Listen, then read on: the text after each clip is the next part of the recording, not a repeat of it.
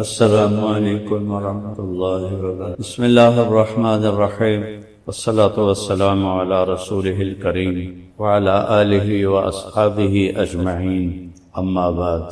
میرے عزیزو، انسان کی فطرت مزاج یہ ہے، جس چیز پر وہ اپنی جان لگاتا ہے، مال لگاتا ہے، وہ اسے محبوب ہو جاتا ہے۔ تو جہاں اللہ ہوتا ہے وہاں سب تو بس میں بول ہی سکتا ہوں، میں تو خود خالی، میں تمہیں کیا بھروں گا، لیکن صحیح چیز تک اللہ نے مجھے پہنچایا ہے، وہ بتا رہا۔ اللہ کیا نام رکھے میرے اللہ نے۔ اے میرے محبوب، آپ کا نام محمد، آپ احمد، آپ ماہی، آپ حاشر، آپ عاقب، آپ فاتح، آپ خاتم، آپ ابو القاسم، آپ طٰہٰ، آپ یاسین، آپ شاہد، آپ مبشر، آپ نذیر، آپ داعی اللہ، آپ سراج منیر، آپ عزیز، آپ حریص، آپ رؤوف، آپ رحیم، آپ سراج منیرہ، آپ حبیب اللہ، آپ حبیب اللہ۔ میرے نبی نے فرمایا، ابراہیم اللہ کے خلیل، موسیٰ اللہ کے کلیم، عیسیٰ اللہ کی روح اللہ، اما صاحبکم ھذا فحبیب اللہ ولا فخر، انا اول الناس خروجا اذا بعثوا، سب سے پہلے قبر سے نکلوں گا، انا قائدہم اذا وفدوا، پوری آدم کی نسل پیچھے ہوگی، میں آگے ہوں گا، لواء الحمد بیدی، قیامت کے دن اللہ کا جھنڈا میرے ہاتھ میں ہوگا، کل الناس تحت لواء آدم ومن سواہ، آدم سے عیسیٰ تک سب میرے جھنڈے کے نیچے ہوں گے، الی مفاتیح الجنہ، جنت کی چابی میرے ہاتھ میں ہوگی، یطوف علی الف خادم کانہم لؤلؤ مکنون، جنت سے 1000 خدام آئیں گے جو میرے گرد گھیرا باندھ کے کھڑے ہوں گے جیسے بکھرے ہوئے موتی ہوتے ہیں۔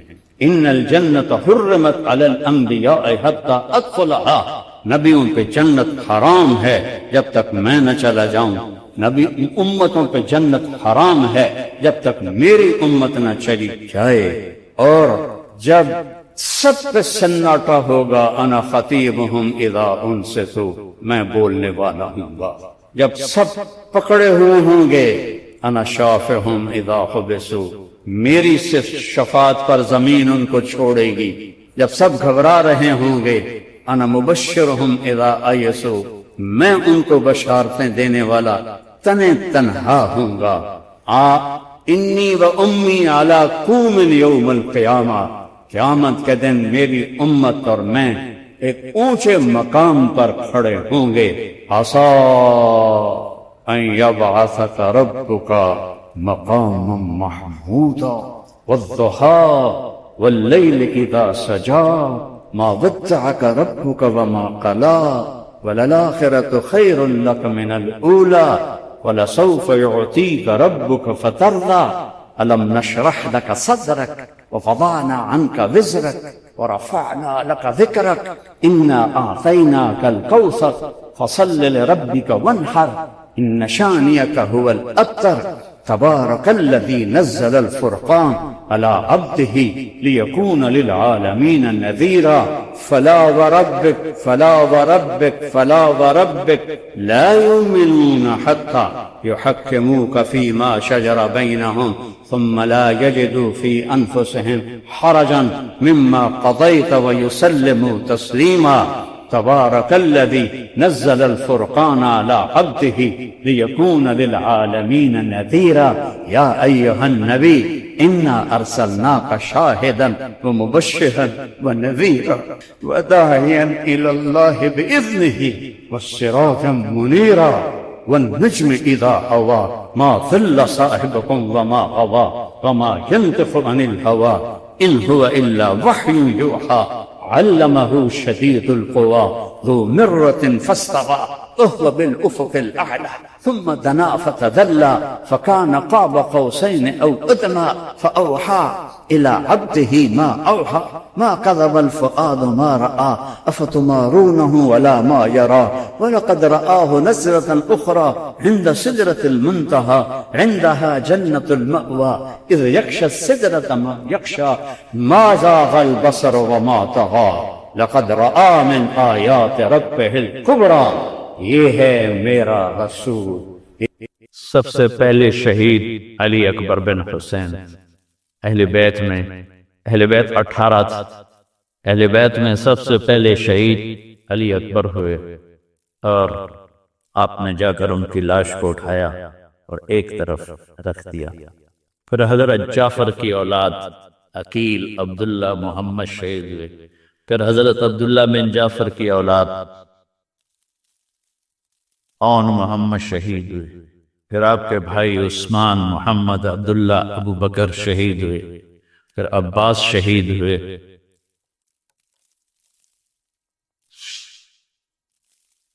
یہاں تک کہ آپ تنہا رہ گئے. ایک بچہ وہ خیمے سے نکلا، لاٹھی اٹھا کے آ رہا تھا.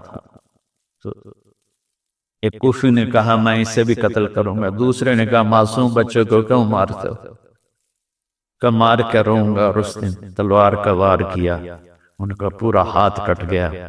یہ تھے عبداللہ بن حسن، حضرت حسن کے بیٹے عبداللہ بن حسن. تو انہوں نے وہ گرے اور چچا بڑا بے بس کہ قوم کیا جواب دے گی اللہ اس کے رسول کو جنہوں نے ان کی اولاد کو ذبح کیا. پھر اب نے ان کو اٹھایا، اہل بیت کی لاشوں کے ساتھ رکھ دیا، اور اب تھک کے خیمے کے پاس بیٹھ گئے. لڑنے کی ہمت ختم ہو گئی تھی. تو آپ کا بچہ عبداللہ بن حسین 2 سال کا، انہوں نے بلوایا یا وہ آیا، تو آپ نے اس کو گود میں بٹھایا. پیار کر رہے تھے تو ابن الموقد نے تیر مارا جو سیدھا گلے کے پار ہو گیا. یہاں لگا. وہ بچہ آہ بھی نہ کر سکا. تو آپ نے اس کا خون اپنے ہاتھوں میں لیا ایسے، اور یوں آسمان کی طرف اچھالا. اچھا میرے مولا، عاشق اپنوں میں عشق کمانے، دل رکھیں وانگ پہاڑاں ہو. سہ سہ بدیاں ہزار علامے، کر جانے باغ بہاراں ہو. منصور جائے چک سولی دیتے، جڑے واقف کل اسراراں ہو. سجدیوں سر چائیں نہ باہو، توڑے کافر کہن ہزاراں ہو. عاشق سوئی حقیقی جیڑا قتل معشوق دے مننے. سر نو جوڑے تے مکھ نہ موڑے، پمیں 100 تلواراں کھنے. سچا عشق حسین تے علی دباہو، سر دیتے تے راز نہ بن. آپ کیسے میرے بچے کا بازو تو پچ 4 سال کا تھا. تو اس کو جب وہ جوڑنے لگے نا تو گاؤں میں ہی، تو اس کی چیخیں نکلی. تو میں بھاگ کے ادھر چلا گیا کہ مجھے اس کی چیخیں برداشت نہیں ہوئی، اور میں بھاگ کے چلا گیا. اس نبی کے نواسے کو دیکھو، اس علیہ السلام کو دیکھو، اس امام ہمام کو دیکھو جس کے سامنے نسل ذبح ہو رہی ہے. چہرے پر ایسا سکون ہے جیسے سمندر کا سکون ہوتا ہے. جب وہ بھی شہید ہوئے تو پھر آپ اٹھے. آپ کو پیاس بڑی شدید ہے. کم وقتوں نے 3 دن سے پانی روکا. گرمی کے روزے میں عصر کے وقت کیا برا حال ہوتا ہے پیاس کی وجہ سے. جن کا 3 دن سے پانی بند ہوگا ان کا کیا ہوا ہوگا. تو آپ لشکر کو کاٹتے ہوئے دریا فرات میں اترے. پانی پینے لگے تو حسین بن نمیر نے تیر مارا جو یہاں لگا آ کر، اور آپ کی گردن خون آلود ہو گئی. تو آپ نے کہا اچھا اللہ سے پیاسا ہی ملوں گا، اور واپس ہٹے. تو چاروں طرف سے لوگوں نے گھیر لیا. اب بیٹھے ہوئے تھے تو شمر نے کہا آگے کیوں نہیں بڑھتے، قتل کرو اس کو. جب وہ آگے بڑھے تو آپ کھڑے ہوئے اور آپ نے دائیں بائیں اپنی پوری بجھتی شمع بجھنے سے پہلے بھڑکتی ہے میرے نبی کے نواسے کی آخری بھڑک تھی. آپ نے دائیں بائیں وار کر کے لوگوں کو کاٹ کے رکھ دیا لیکن خود لڑکھڑا رہے تھے اس طرح. تو زرع بن شریک تمیمی نے آپ کے کندھے پر تلوار کا وار کیا جس سے آپ کا بازو لٹک گیا. سنان بن ابی انس نے سیدھا آپ کو نیزہ مارا جو یہاں لگا اور آپ ایسے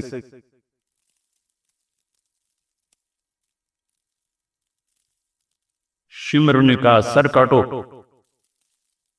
تو وہی سنان جس نے نیزہ مارا تھا وہ سر کاٹنے کے لیے آگے بڑھا تو کانپنے لگا اور پیچھے ہٹ گیا. پھر خولہ بن ازہ نے کہا تیری ماں تجھے روئے. وہ آگے بڑھا اس نے سر کاٹا نیزے پہ چڑھا دیا. 72 شہزادوں کے سر نیزوں پہ چڑھ. پھر خاندان نبوت کی خواتین کو بچیوں کو کوفہ کی طرف لے چلے. جب حضرت زینب لاشوں سے گزری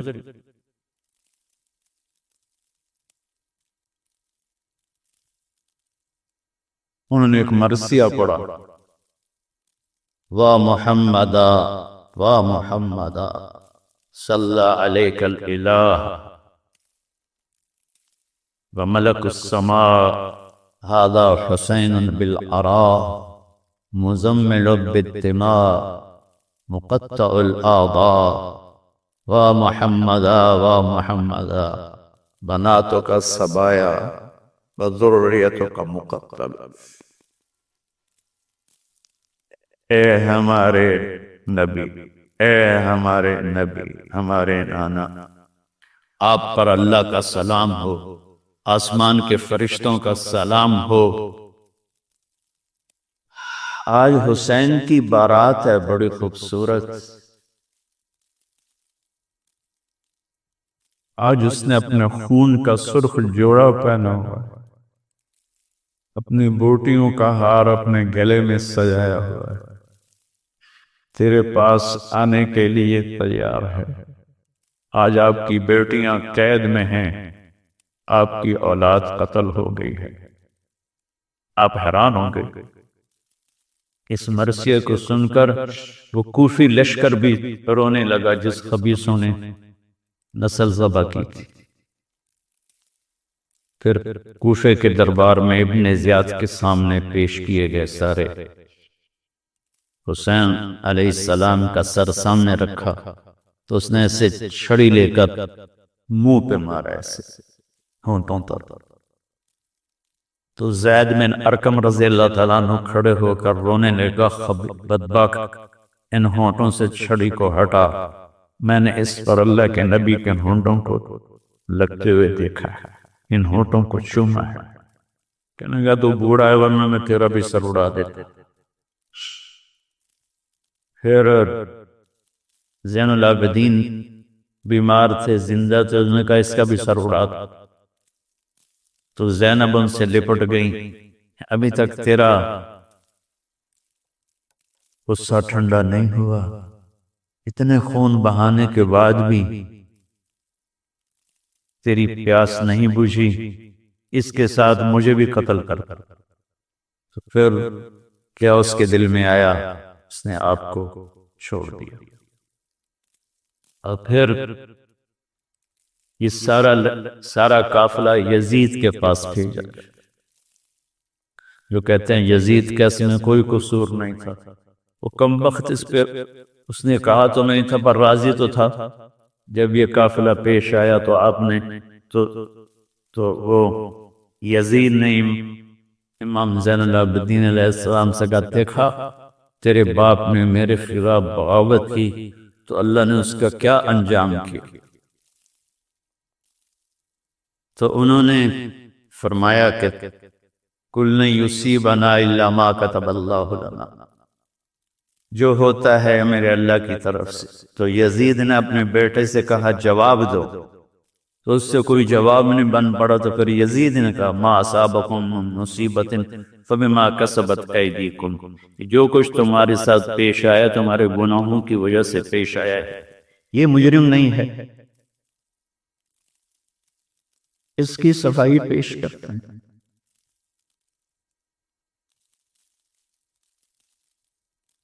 ناصبیت زہر ہے، توبہ کرو اس سے سارے لوگ جو اس زہر کو پی رہے ہیں اور اہل بیت کی شان کٹا رہے ہیں۔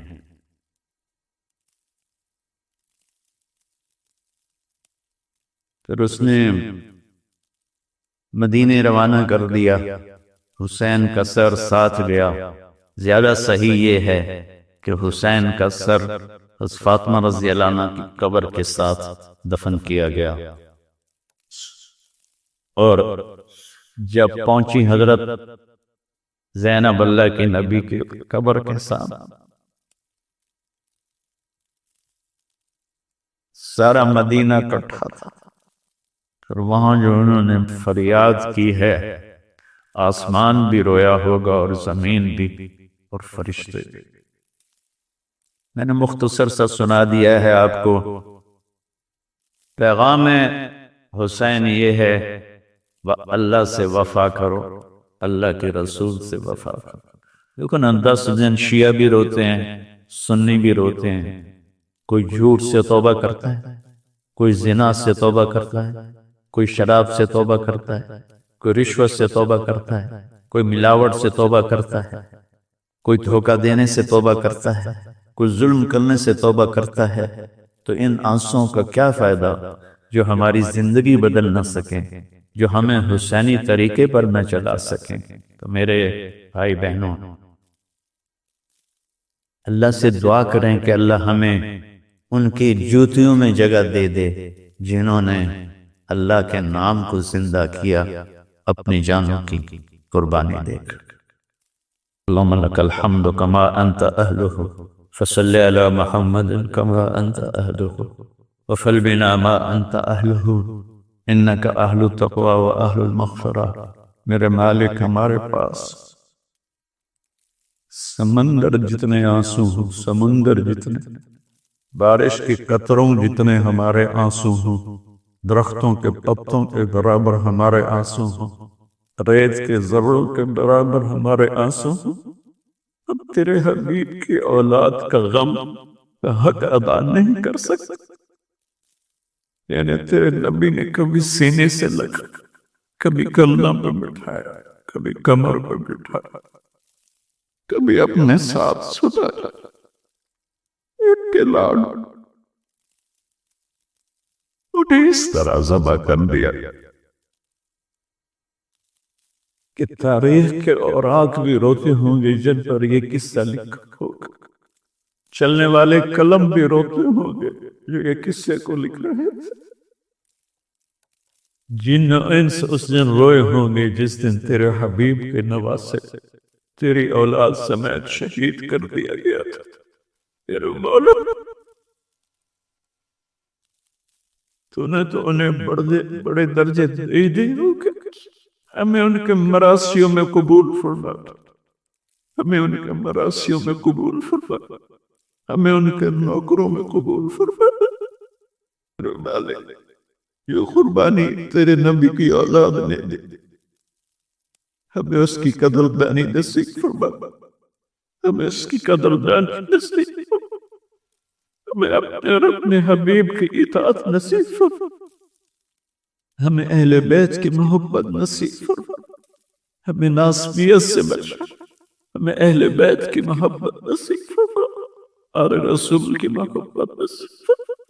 قیامت کے دن ان کی شفاعت نصیب فرما، قیامت کے دن ان کی شفاعت نصیب فرما، قیامت کے دن ان کی شفاعت نصیب فرما۔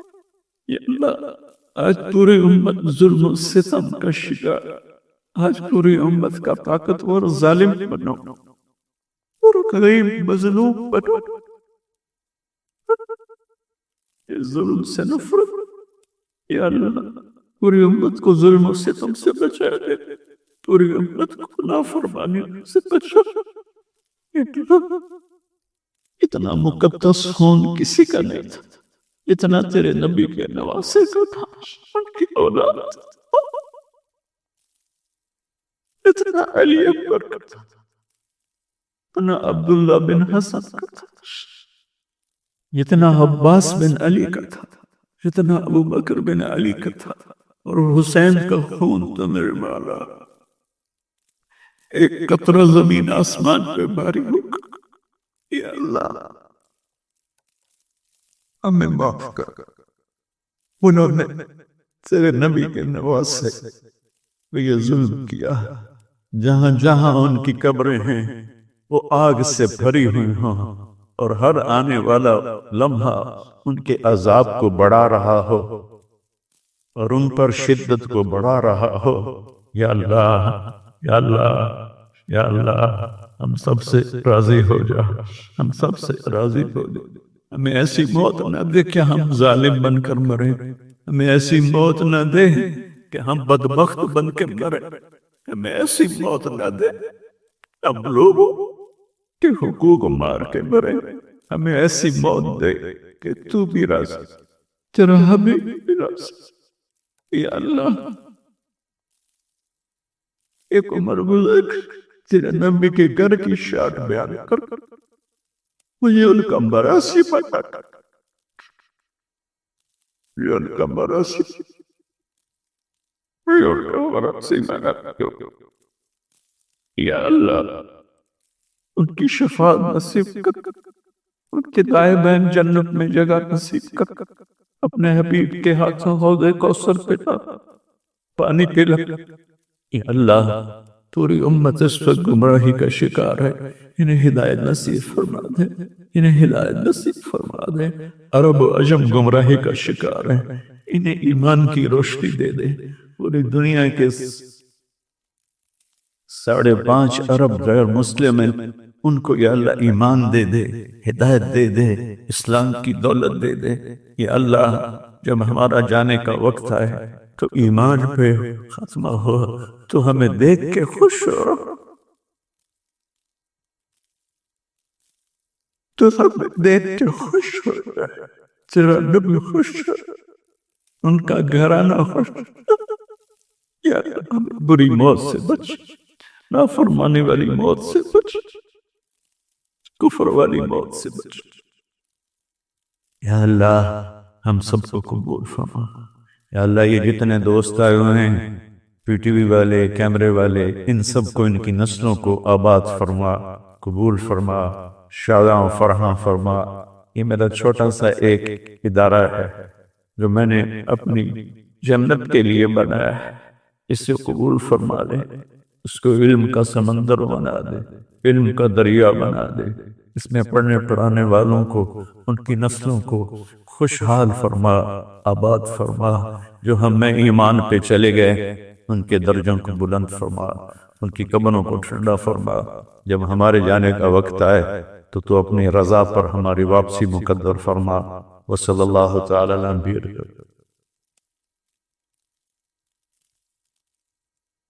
یہ دریائے فرات کے کنارے میرا بچہ حسین شہید کیا جائے گا، مجھے اللہ کے نبی نے بتایا تھا، تو میں اس پر کہہ رہا ہوں کہ ابو عبداللہ صبر کرنا، صبر کرنا، صبر کرنا۔ تو مجھے سمجھ میں نہیں آتا کہ میں کہانی کہاں سے شروع کروں اور کہاں ختم کروں، کہ نہ میری زبان ساتھ دیتی ہے، نہ میرے جذبات میرے قابو میں رہتے ہیں۔ اللہ اکبر، اللہ اکبر۔ کبھی ہم بھی تم میں بھی چاہت تھی، کبھی ہم بھی تم میں بھی راحت تھی، کبھی ہم بھی تم بھی تھے آشنا، تمہیں یاد ہو کہ نہ یاد ہو۔ یا ابن آدم منی لک محب انی لک محب فبحقی علیک کل محب۔ تو وہاں سے تو یہ ندا آج بھی ہے، کبھی ہم بھی تم میں بھی چاہت تھی، کبھی ہم بھی تم میں بھی راحت تھی، کبھی ہم بھی تم بھی تھے آشنا، تمہیں یاد ہو کہ نہ یاد ہو۔ پہلا لشکر جو شام میں داخل ہوا وہ عمرو بن عاص کا تھا رضی اللہ عنہ، 8000 کا دستہ تھا، انہیں پتہ نہیں تھا، اور روم تیاری کر کے بیٹھے تھے وہ 1,00,000 کا لشکر جرجیس ان کا سردار تھا، انہوں نے دفعتاً حملہ کیا اور 1,00,000 اور 8,000 تو ان کو چاروں طرف سے گھیر لیا۔ تو واثلہ بن اسقع رضی اللہ تعالیٰ عنہ اصحاب صفہ میں سے تھے پہلے، وہ کہتے ہیں کہ ہمیں رجز بھول گئے۔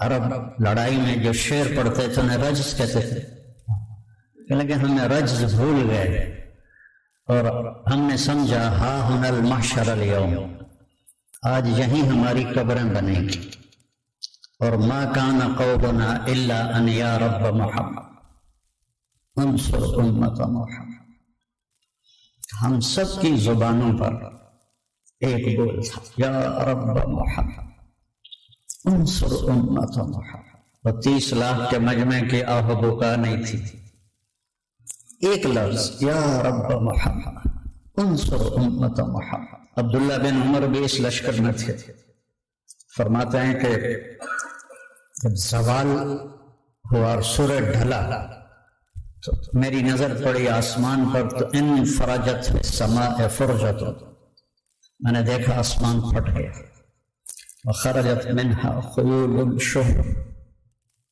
اور شہابی رنگ کے گھوڑے جن کے اوپر سوار اور ان کے سفید عمامے، وَيَقُودُهُمْ فارس، اور ان کے آگے ایک سوار، سب کے ہاتھوں میں نیزے، اور وہ کہہ رہا تھا ابشروا یا امت محمد فقد اتاکم اللہ بالنصر۔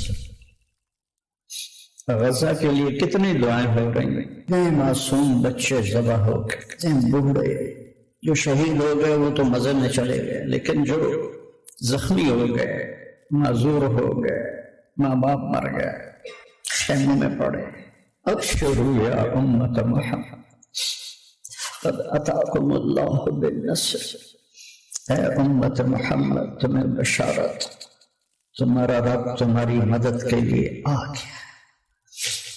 یہ جو میں کہتا ہوں نا دعا میں یا اللہ آ جا، یہ میرے ذہن میں ایسے ہی واقعات گھومتے ہیں دکتر، میں کہتا ہوں شاید میرے پکارنے پر بھی آ جائے گا، اس کے بغیر تو کام نہیں چلے۔ فرماتے ہیں وہ ایسے آئے اور ہمارے سروں پر آ کے غائب ہو گئے، اور تھوڑی دیر کے بعد پورے روم کا لشکر پیٹ پھیر کے بھاگ رہا تھا، اور حضرت عمرو بن عاص نے اعلان کیا کہ کوئی پیچھا نہ کر، کہ ہم بہت تھوڑے ہیں، کوئی پیچھا نہ کر۔ سے ہمیں یہ کہ تیرے مار کا آ رہا ہوں، خشکیوں میں کبھی لڑتے کبھی دریاؤں میں، دیا جانے کبھی یورپ کے کلیساؤں میں، کبھی افریقہ کے تپتے ہوئے صحراؤں میں، شان آنکھوں میں نجستی تھی جہانداروں کی، کلمہ پڑھتے تھے ہم چھاؤں میں تلوار، تجھ سے سرکش ہوا کوئی تو بگڑ جاتے تھے، تیغ کیا چیز ہم تو سے لڑ جاتے تھے، نقش توحید کا ہر دل پہ بٹھایا ہم نے، زیر خنجر بھی یہ پیغام سنایا ہے، دشت و دشت ہیں دریا بھی نہ چھوڑے ہم نے، بحر ظلمات میں دوڑا دیے گھوڑے ہم، قصے ہی رہ گئے، کہانیاں رہ گئیں۔ ایک واقعہ اور یاد آ گئے، جب یرموک میں سارے کٹھے ہو گئے روم، تو حضرت خالد اور ایاز بن غنم یہ عراق میں لڑ رہے تھے، دو لشکر، تو حضرت ابوبکر صدیق نے خالد بن ولید سے فرمایا کہ تم فوراً شام پہنچو اور وہاں لشکر کی کمان سنبھالا۔ ایک صحرا تھا، 1 ہفتے کا سفر، دوسرا راستہ جو تھا چلتا ہوا وہ 21 دن کا تھا۔ تو خالد بن ولید نے فرمایا کہ میں صحرا پار کروں، سب نے کہا ہلاک ہو جائیں گے، کہنے لگے جس لشکر میں رافع بن عمیرہ ہو وہ ہلاک نہیں ہوتا۔ فارسی کا ایک شعر ہے جو آج کے ہمارے اس اجتماع پر بڑا فٹ آتا ہے، تازہ خواہی داشتن گرداغ اے سینہ را، تازہ خواہی داشتن گرداغ اے سینہ را، گاہے گاہے باز خاں این قصہ پاری نہ را۔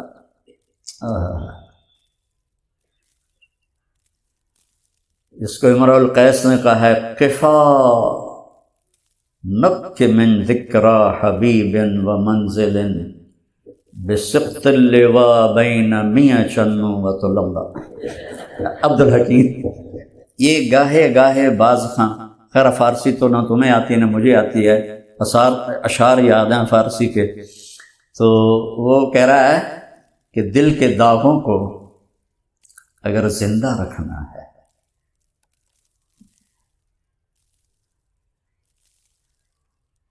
وہ مسرور انور کا شعر ہے، ٹھہر جاؤ آنکھوں میں تھوڑا سا دم ہے، انہیں دیکھ لیں ورنہ حسرت رہے۔ تو وہ کہہ رہا ہے اگر سینے کے داغوں کی کسک کو اور تپش کو زندہ رکھنا ہے تو ان مجلسوں کو گاہے گاہے کبھی کبھی دہراتے رہا کرو، تو پھر دل میں کھوئی ہوئی یاد آئی ہے، پھر ہم نے ایک بزم تصور سجائی ہے، وہ دن کے جنہیں لے گئی تھی گردش حیات، جانے کہاں سے پھر انہیں ڈھونڈ لائی ہے۔ اب مجھے تو آپ کی شکلیں بھی یاد نہیں ہیں، دو چار کے سوا، تو آپ ہمارا سرمایہ ہیں اور ہمارے لیے ذخیرہ آخرت ہیں۔ میں موروثی طور پر ایک ذمہ دار گھرانے میں پیدا ہوا جو میرا ذریعہ معاش ہے۔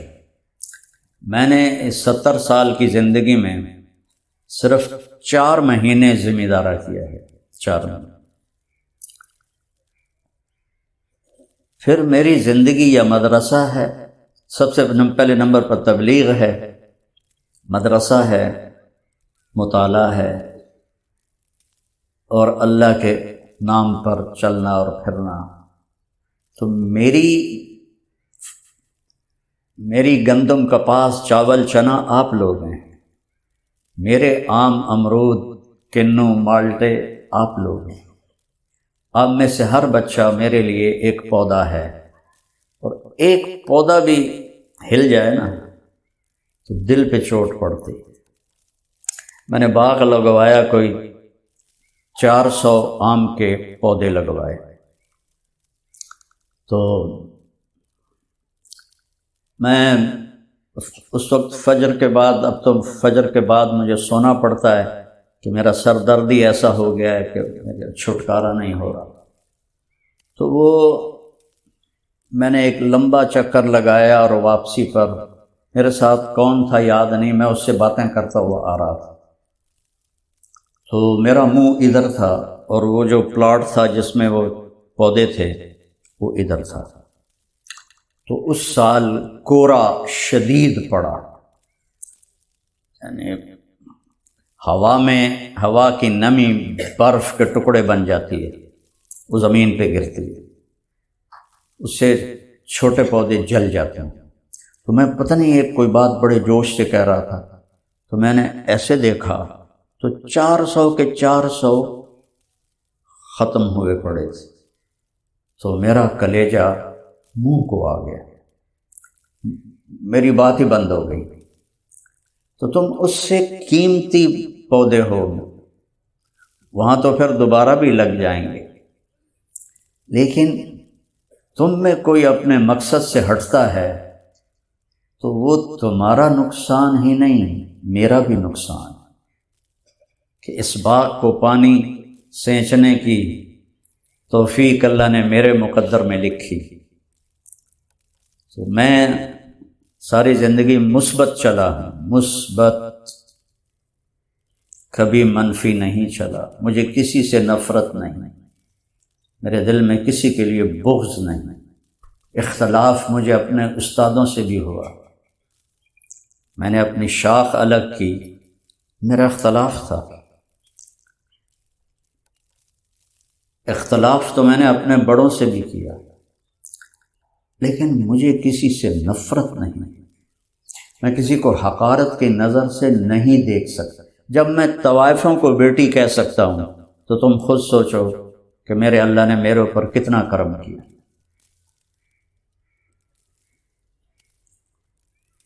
ان کی میں نے شادیاں کروائیں اور ان کے بیماروں کے علاج کروائے، کئیوں کو عمرے کروائے۔ کون کرواتا؟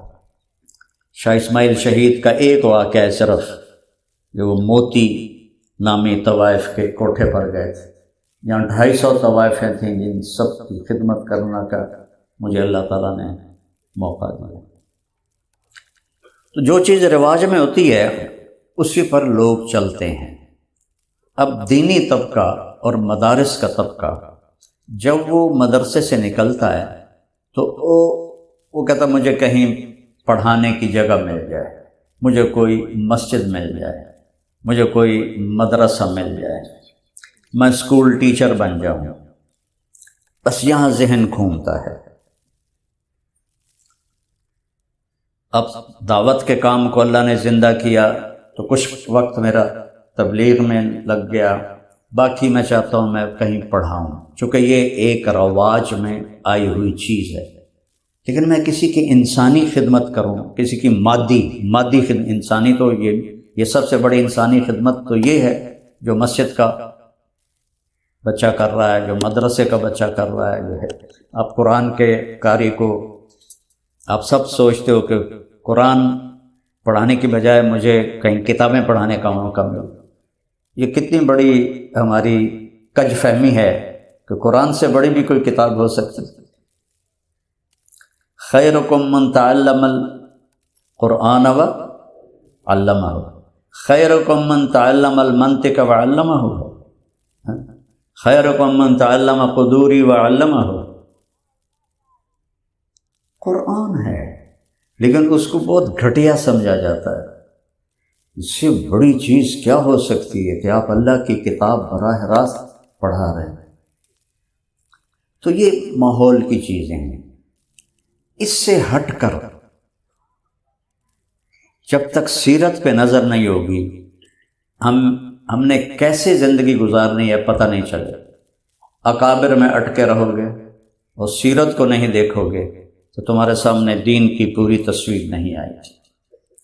میرے نبی جب مدینہ پہنچے، جب ایک ماحول بنا، سب سے پہلا کام کیا امداد باہمی، جس کو ہم آج انگریزی میں فاؤنڈیشن کہتے ہیں۔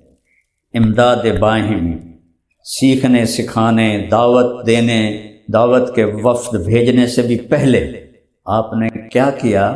مواخات، ہر مہاجر کو ایک انصاری کا بھائی بنا دیا، ہر مہاجر ایک انصاری کا بھائی بن گیا، اور اس انصاری کو اس کی ضروریات کے پورا کرنے کا ذمہ دار بنا دیا۔ اور وہ یہاں تک گئے کہ ابو طلحہ رضی اللہ تعالیٰ عنہ جس کے بنے ساتھی اس سے کہنے لگے میری 2 بیویاں ہیں، میں ایک کو طلاق دے دیتا ہوں اور یہ دونوں ہیں، جو تجھے پسند ہے وہ لے لے، میں اس کو طلاق دے دیتا ہوں۔ یہاں تک مواخات قائم کی۔ تو انسان کی مادی ضرورتوں من لم یہتم بامور امتی فلیس منی، اور یہاں امور امتی سے مراد اس کی دنیاوی ضرورتیں ہیں۔ تو سب سے پہلے آپ نے مواخات قائم کی، پھر اس کے بعد اصحاب صفہ پہ سب کا دعویٰ ہے۔ خانقاہ والے کہتے ہیں یہ پہلی خانقاہ تھی اصحاب صفہ، مدرسوں والے کہتے ہیں یہ پہلا مدرسہ تھا، تبلیغ والے کہتے ہیں یہ پہلے پوری زندگی کے لیے فارغ تھے دعوت کے لیے۔ تو جب ہر ایک اجتہاد کر رہا ہے تو میں بھی اجتہاد کر رہا ہوں کہ یہ پہلی فاؤنڈیشن ہے جو میرے نبی نے بنائی، اصحاب صفہ۔ اور اصل بات یہ ہے یہ سارے کام کرتے تھے، ذکر بھی کرتے تھے، سیکھنا سکھانا بھی ہوتا تھا اور جہاد بھی ہوتا تھا، لیکن یہ اس کے لیے نہیں تھے۔ یہ فقیر لوگ تھے، ان کا کوئی گھر نہیں تھا، ان کے پاس لباس تک نہیں تھا، تو میرے نبی نے ان کو مسجد نبوی کے باہر ایک چبوترے پہ بٹھایا اور روزانہ رات کو آپ انصار سے پوچھتے کون کتنے آدمی لے جائے گا کھانا کھلانا۔ تو اصل ان کے جمع ہونے کی وجہ بے گھر ہونا تھا، اور فقر و فاقہ تھا، لہذا صدیقی دور میں سارے ہی اصحاب صفہ غائب ہو گئے جب مال غنیمت آئے۔ اگر یہ ذکر کے لیے تھا تو وہ تو ایک مستقل تقاضا ہے، علم کے لیے تھا تو وہ ایک مستقل تقاضا ہے، تبلیغ کے لیے تھا تو وہ ایک مستقل تقاضا ہے، جہاد کے لیے تھا تو ایک مستقل تقاضا ہے، تو ان کی تعداد بڑھنی چاہیے تھی، لیکن وہ تو غائب ہو گئے، ختم ہو گئے۔ تو اگر سارے اجتہاد کر رہے ہیں تو ہم رجال و نحن رجال، ابو حنیفہ رحمہ اللہ نے فرمایا تھا کہ ہم رجال و نحن رجال، یہ بات اکابر پرستی کی کتنی نفی کرتی، اکابر کا احترام ہے، ادب ہے، لیکن جیسے آپ فرمائیں یہ صرف نبی کے لیے، جہاں وحی نہیں وہاں تو صحابہ نے بھی اختلاف کیا، یا رسول اللہ یہ خیمے یہاں پر اللہ کا حکم ہے، وحی ہے؟ کہا نہیں، میری رائے ہے۔ کہا پھر یہاں ٹھیک نہیں وہاں ٹھیک ہے، تو جبریل آ گئے کہ جیسے یہ کہہ رہا ہے ویسے کیا جائے۔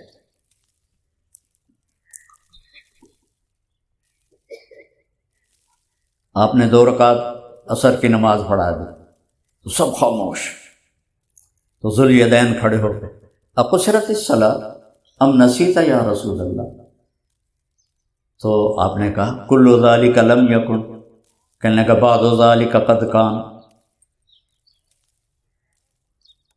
تو آپ نے پوچھا اصدق ذوالیدین؟ قالوا نعم یا رسول اللہ، صلیت بنا رکعتین، آپ کھڑے ہوئے اور 2 رکعت مزید پڑھائی، جیسے آپ فرمائیں صرف نبی کے لیے۔ تو اپنے اصحاب صفہ کو جمع کرتے، حضرت سعد بن عبادہ 40 آدمیوں کو لے کے جاتے تھے، کوئی 1 کو، کوئی 2 کو، کوئی 10 کو، یہ چونکہ بڑھتے گھٹتے تھے، 150-200 تک ان کی تعداد رہی اور پھر آخر میں گھٹتے گھٹ گئی، تو وہ کبھی سب کو ساتھ لے جاتے تھے۔ تو یہ کام کسی مشہور علمی یا تبلیغی جو علم سے منسوب ہو، تبلیغ سے منسوب ہو، اس نے یہ کوئی نہیں کیا، آپ کو کہیں نہیں ملے گا۔ اور یہ جو یوسف بتا رہا تھا، اس نے بہت بعد کی بات شروع کی ہے۔ میں جب رائمنڈ پڑھتا تھا تو میں نے اس وقت سے یہ کام شروع کیا تھا کہ بنگلہ دیش کے جو لڑکے تھے ان کا کوئی کسی قسم کہیں سے بھی نہیں تھا ان کے پاس پیسہ آنے کا ذریعہ، میں ان کو اپنے جیب خرچ سے پیسے دیتا تھا، میں نے وہاں سے شروع کیا۔ اور وہ ہمارے ایک وارڈن آ گئے، ناظم ہاسٹل، طالب صاحب رحمۃ اللہ علیہ، ابھی پرسوں میں نے ان کو خواب میں دیکھا، تو بڑے سخت، ماشاءاللہ میری بڑی پٹائی ہوئی ہے ان کی، شاید ہی کسی اور کو یہ شرف حاصل ہوا۔ تو وہ فلم دیکھنے پہ بہت مارتے تھے، اس سے پہلے عظیم صاحب تھے، وہ اتنی پکڑ نہیں کرتے تھے۔ تو ایک فلم آئی fall of the Roman empire, وہ بھی پلازا سینما پر لگی ہوئی تھی، تو اس کی پہلے بکنگ ہو رہی تھی۔ 90 کی دہائی میں جو PIA کا ٹکٹ بنتا تھا وہ بڑا خوبصورت ہوتا تھا، 3 پنے ہوتے تھے اور اوپر سے رنگین، اور پنے بھی رنگین، تو انہوں نے وہ رنگین ٹکٹ چھاپا۔ تو اس کے شوق میں نے جا کے 2 ٹکٹ خرید لیے، ایک اپنا اور ایک گلاب علی رحمۃ اللہ علیہ، میرا بڑا پیارا دوست تھا، فوت ہو گیا۔ تو اب ہمارے 2 گروپ تھے، سارے ہم زمینداروں کے لڑکے تھے، تو سب میں ہی تکبر، تو وہ ہمارے 2 پارٹیاں تھیں، کبھی ہم ان پہ چڑھ جاتے تھے، کبھی وہ ہم پہ چڑھ جاتے تھے۔ تو ان کی ہم نے پٹائی کروائی تھی ایک دفعہ، تو اب میں شو بازی میں ٹکٹ دکھانے لگے گا، ٹکٹ دیکھو بھائی، ٹکٹ دیکھو، تو ٹکٹ ہی ایسا تھا، ورنہ ادھر عام سینما میں تو اتنی سی پرچی ہوتی تھی، وہ ان کو پتہ چل گیا، انہوں نے مخبری کر دی، اور میں اور گلاب علی بڑے مزے سے پلازا سینما کی گیلری میں بیٹھے فلم دیکھ رہے تھے۔ انٹرول ہوا، یہ رومن امپائر کا زوال کیسے آیا اس پر یہ فلم بنی تھی. اس میں ایک عمر شریف مجھے یاد ہے، ایک صوفیہ لورین اور ایک اسٹیفن بوائڈ. تو عمر شریف مسلمان تھا، مصری تھا، تو کیسے زوال ہے اس پر. تو جب انٹرول ہوا اس وقت یہ پیپسی تو نہیں تھی، کوکا تھا، کوکا کولا 8 آنے کی بوتل آتی تھی. تو ہم نے سوچا ابھی وہ آتا ہے بوتل والا تو اس سے بوتل لیتے ہیں. تو اتنے میں میری نظر پڑی دروازے پر، تو ہمارے جو نائب وارڈن تھے وہ اندر تشریف لا رہے، اشرف صاحب. میں کہا گلاب علی مر گئے. وہ اشرف آ گیا ہی. تو وہ آئے اور بڑے تنزیہ انداز میں مسکرا کر کہ اچھا پھر فلم دیکھی جا رہی ہے. میں کہا جی وہ واپس چلا گیا. اب میں یہ سمجھا کہ نیچے طالب آیا مرحوم رحمۃ اللہ علیہ، اب تو کہنا چاہیے، وہ آئے ہوئے ہیں اور انہوں نے اس کو اوپر بھیجا ہے تحقیق کے لیے. میں کہا گلاب علی لگتا ہے طالب ہیٹھا ہیں، تو اسی تھائیاں اپنا سوٹے مار دیں انہیں، چل اٹھیے نسیے. تو ایک عقبی دروازہ تھا سینما کا، ادھر ہم نے دوڑ لگائی. اب آگے گئے، ادھر راستہ تو ڈر لگا کہ طالب صاحب کھڑے ہوں گے. جدھر بھاگنا تھا آگے دیوار تھی، تو دیوار بھی خاصی اونچی تھی، جیسے یہ نیلا رنگ نظر آ رہا ہے اتنی اونچی دیوار تھی. تو ہم بھاگے تو آگے دیوار.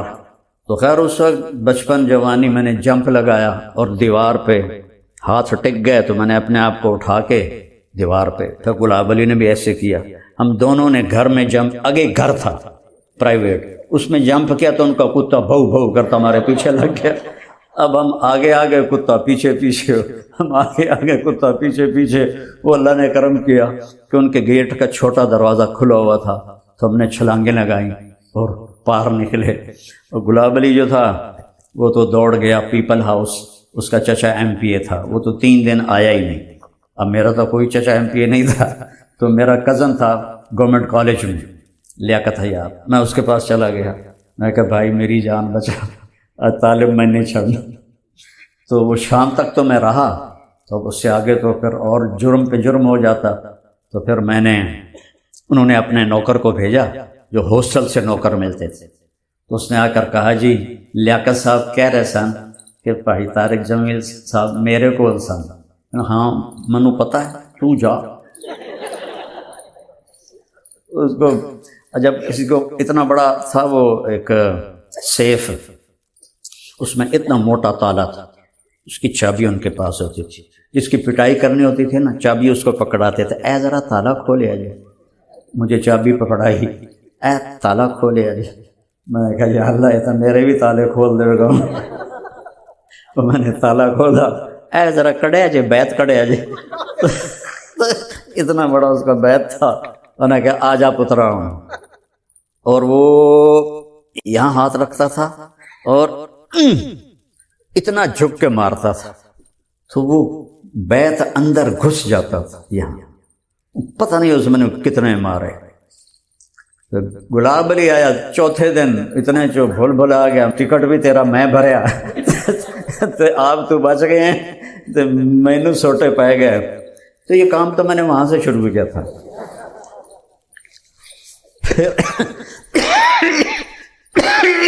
پھر جب اللہ نے مجھے تبلیغ میں لگایا تو میں رائن میں ان بچوں کی مدد کرتا تھا. بچے کے سب فوت ہو گئے. پھر جب اللہ تعالیٰ نے مجھے فراغت دی اور میں گھر کے امور میں زیادہ تو رائمنڈ ہوتا تھا پوری زندگی. تو سب سے پہلا جو میں نے شادی کے لیے پیسہ دیا، یہ 1982-83 کے آس پاس کی بات. تو ہمارا نائی آیا، کہا جی میاں صاحب دھی ٹورنی. میں کہا کتنے پیسے چاہیے؟ جی 5000 اس میرا کام ہو. تو اپنے گاؤں میں پہلی دفعہ بڑی رقم، یہ بہت بڑی رقم ہے، اس وقت ڈالر بھی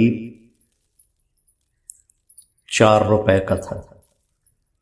کیونکہ 82 میں جب میں انگلینڈ گیا چلے کے لیے تو 4 روپے کا ڈالر خریدا اور 19 روپے کا پاؤنڈ خریدا. 5000 بہت بڑی رقم تھی.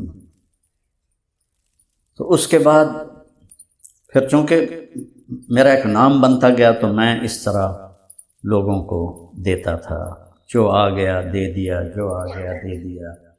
پھر کام بڑھ گیا، میں نے قاری عبدالعزیز صاحب کو اپنا اسسٹنٹ بنا لیا۔ میرے آنے سے پہلے وہ 2-3 لاکھ روپیہ لے کے رکھ لیتے تھے کہیں سے ادھار، اور پھر وہ میرا 10 دن میں تقسیم ہو جاتا تھا، پھر میں بعد میں چیک بنا کے ان کو دے دیتا تھا۔ تو یہی بڑھتے بڑھتے بڑھتے بڑھتے، وہ تو اگلی بات تو آپ نے سن ہی لی، تو پھر اللہ تعالیٰ نے یہ شکل بنا دی، یہ بھی میرے نبی کا کام ہے۔ اور بھی دکھ ہیں زمانے میں محبت کے سوا، راحتیں اور بھی ہیں وصل کی راحت کے سوا، یہ بھی میرے نبی کا ہی کام ہے۔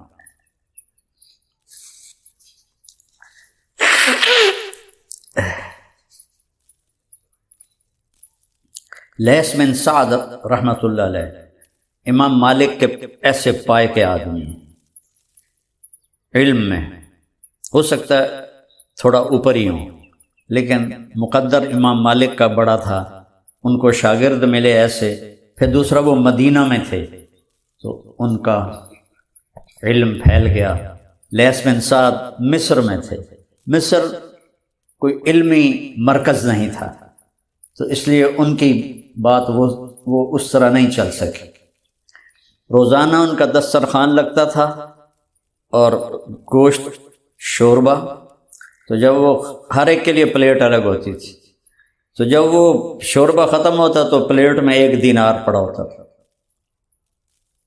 ہر پلیٹ میں 1 دینار پڑا ہوتا تھا۔ اور جب وہ چلتے تھے اس میں نیل میں، اسکندریہ سے قاہرہ یا قاہرہ سے اسکندریہ، تو ان کے 3 بحری جہاز ہوتے تھے، ایک میں وہ خود علماء شاگرد، دوسرے میں ان کے اہل و عیال، بیوی بچے باندیاں، اور تیسرے میں مطبخ، غلام، کھانا۔ تو اس پر سمندروں اور دریاؤں میں چلتے ہوئے بھی ان کے فاؤنڈیشن کھانا کھلا رہی ہوتی تھی۔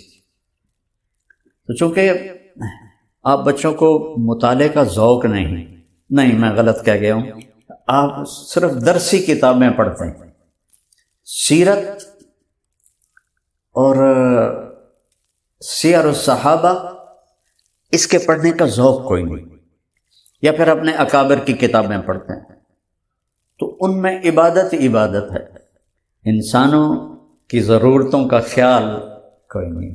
تو ہو سکتا ہے آپ کو اشکال ہو کہ یہ تو طریقہ ہمارے اکابر کا نہیں ہے، تو میں آپ سے یہ عرض کرتا ہوں کہ قدوہ صرف اپنے نبی کو بناؤ، صرف اپنے نبی کو بناؤ۔